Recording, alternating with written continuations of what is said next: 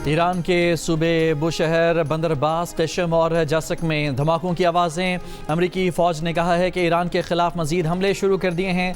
आबना Hormuz से आज़ादाना गुजरने वाले तिजारती जहाज़ों और सिविलियन को निशाना बनाने की ईरानी सलाहियत को मज़ीद कमज़ोर करने का सिलसिला जारी रखेंगे।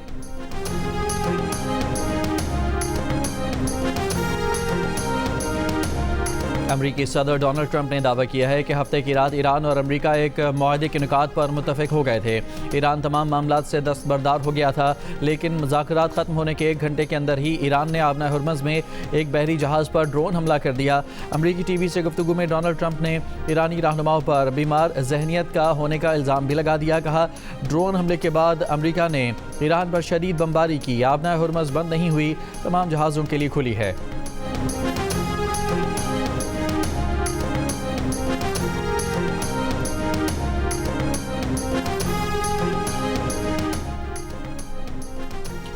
ईरान की वज़ारत ख़ारजा का कहना है कि हफ्ते के रोज़ मस्कत में होने वाले मुज़ाकरात का महवर आबना हुर्मुज़ के इंतज़ाम से मुताल्लिक़ था। ताहम अमरीका ने ओमान पर दबाव डालकर इस मामले पर किसी नतीजे तक पहुँचने का अमल रोक दिया। पाकिस्तान का अमरीका ईरान कशीदगी में एक बार फिर इजाफे पर गहरी तशवीश का इजहार। तर्जुमान दफ्तर खारजा ने कहा, तमाम फ़रीक़ैन तहम्मुल का मुज़ाहरा और कशीदगी में कमी के लिए फ़ौरी इक़दाम करें। फ़रीक़ैन इस्लामाबाद मुफ़ाहमती याददाश्त के तहत अपने वादों की पासदारी करें।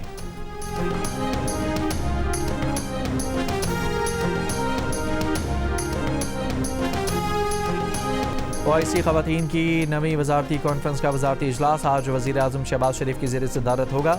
वज़ारत इंसानी हकूक़ के मुताबिक कॉन्फ्रेंस की चेयरमैनशिप मिस्र से पाकिस्तान को मुंतकिल की जाएगी। OIC ख़वातीन की नवी वज़ारती कॉन्फ्रेंस के पहले रोज़ तकनीकी इजलास हुआ, जिसमें एजेंडे की मंजूरी और OIC प्लान ऑफ एक्शन बराए ख़वातीन पर अमल दरामद का जायज़ा लिया गया। इजलास में ख़वातीन की तालीम, सेहत, माशी खुदमुख्तारी, माली शमूलियत, फैसला साजी पर गौर किया गया। वज़ीर इंसानी हकूक़ आज़म नज़ीर तारड़ ने ईरान, तुर्की, सऊदी अरब, मिस्र के वज़रा और हुकाम से दो तरफ़ा मुलाकातें की। आज़म नज़ीर तारड़ की शाम, सोमालिया, यमन, बोस्निया समेत मुख्तलिफ ममालिक के वज़रा और हुकाम से भी मुलाकातें। पाकिस्तान और तुर्की के दरमियान ख़ानदान, समाजी खिदमात और समाजी तहफ़्फ़ुज़ के शोबों में ताउन के लिए मुफ़ाहमती याददाश्त पर दस्तखत।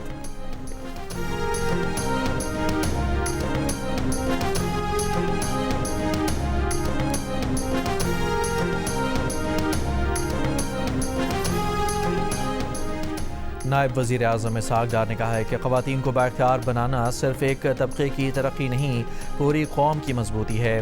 नवे OIC वज़ारती कॉन्फ्रेंस बराए ख़वातीन से ख़िताब करते हुए कहा कि ख़वातीन मुल्क की तामीर और तरक्की में मर्दों के शाना बशाना किरदार अदा कर रही हैं। हुकूमत ख़वातीन की तालीम, कारोबारी मौक़े के फ़रोग़ के लिए इक़दाम कर रही है।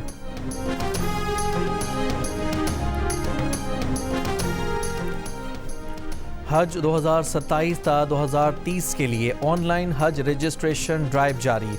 वज़ारत मज़हबी अमूर के मुताबिक घर बैठे रजिस्टर्ड होने वाले आज़मीन हज की तादाद 3,08,000 से तजावुज़ कर गई।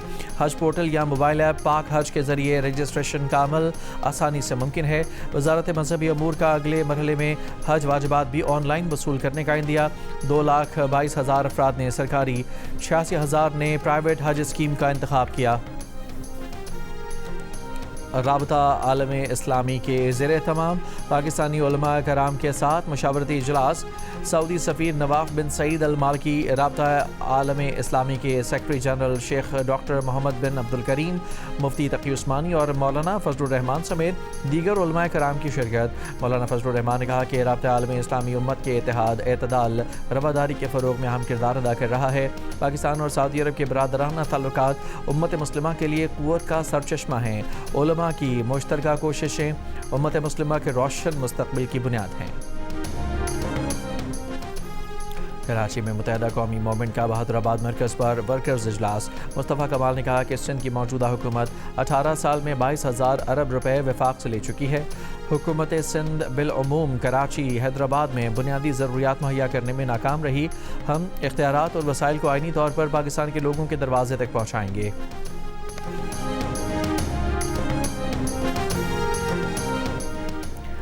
1 मार्च को कुवैत की शेबा बंदरगाह पर ईरानी ड्रोन हमले में 6 अमरीकी फौजी हलाक हुए। अमरीकी अखबार का दावा है कि ईरान अमरीका जंग के दूसरे रोज़ कुवैत में ईरानी ड्रोन हमले में दर्जनों फौजी जख्मी हुए। यह हमला अमरीकी फ़ौज के लिए इस जंग का महंगा तरीन हमला साबित हुआ। हमले में बच जाने वाले एहलकारों के मुताबिक अमरीकी जर्नलों ने वार्निंग को नज़रअंदाज किया था। अमरीकी कमांडर्स को वार्निंग दी गई थी कि निशाना बनाई जाने वाली तनसीब गैर महफूज है।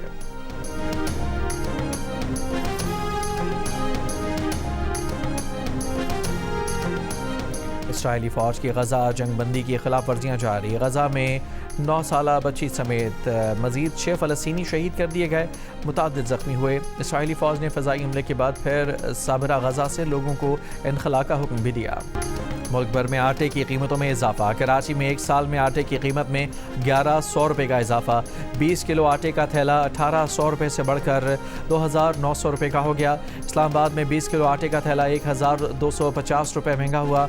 रावलपिंडी, सखर, पेशावर, बनू और खुजदार में भी 1 साल के दौरान 20 किलो आटे की कीमत में 1200 रुपये तक का इजाफा हुआ। हैदराबाद, गुजरावाला, सियालकोट, मुल्तान, फैसलाबाद में भी 1 साल में 20 किलो आटे की कीमत 1000 रुपये तक बढ़ गई।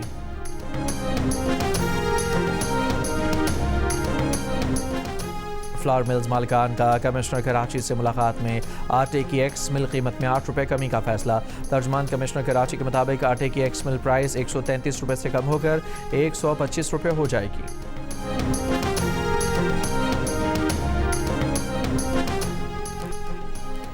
बलूचिस्तान के करीब समंदर में गिरकर तबाह कार्गो तैयारे का मलबा कराची पहुंचा दिया गया। हादसे के बाद लापता कार्गो तैयारे के कप्तान रिजवान इदरीस और एयरक्राफ्ट इंजीनियर मोहम्मद आरिफ सिद्दीकी की गायबाना नमाज जनाजा अदा कर दी गई। पाक फ़िज़ाइया के अफसरान और दीगर अफराद की शिरकत।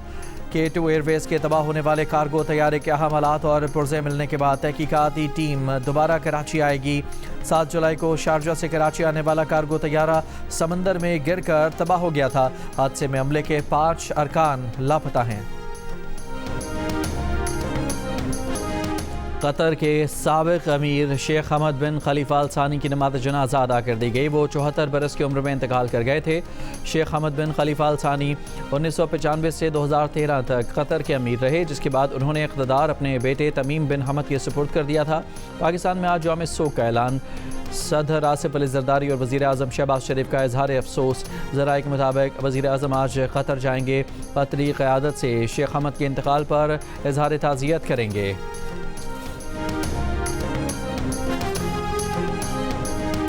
थाईलैंड के दारुल हुकूमत बैंकॉक में बार में आग लगने से 27 अफराद हलाक हो गए, 63 जख्मी। थाई वज़ीर आज़म का कहना है कि आग लगने की वजह की तहकीकात जारी हैं। कराची कायदाबाद में गैर कानूनी तौर पर मुकीम 18 अफगान बाशिंदों को हिरासत में ले लिया गया।